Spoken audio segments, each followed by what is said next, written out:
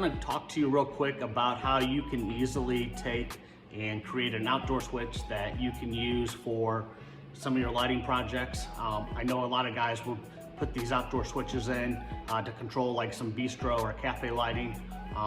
Real simple way, you can buy what you need up at your local Home Depot or Lowe's. I specifically got this over actually at Home Depot.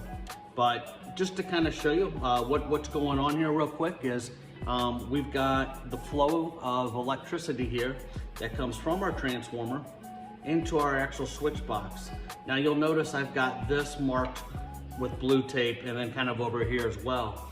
What I just want to indicate is that when your wire, your low voltage wire comes in, what you're doing is you're only breaking 1/2 of the wire.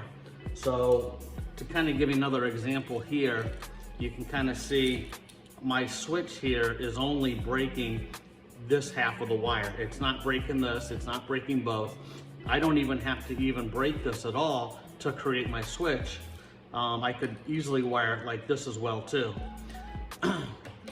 So what goes on is we get our transformer on here and our electricity comes to here.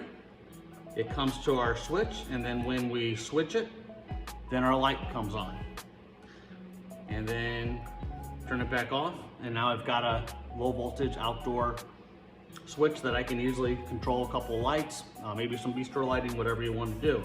One other thing you want to check, when you get power on, you are going to take your voltage amp meter and you want to test to see how many amps are on this particular switch.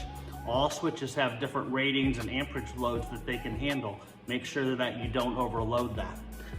So here we're only running 0.4, we're not even doing a full amp, so we're completely fine. Hope this video is helpful, and certainly glad to help you out if you guys ever have any questions. Thanks.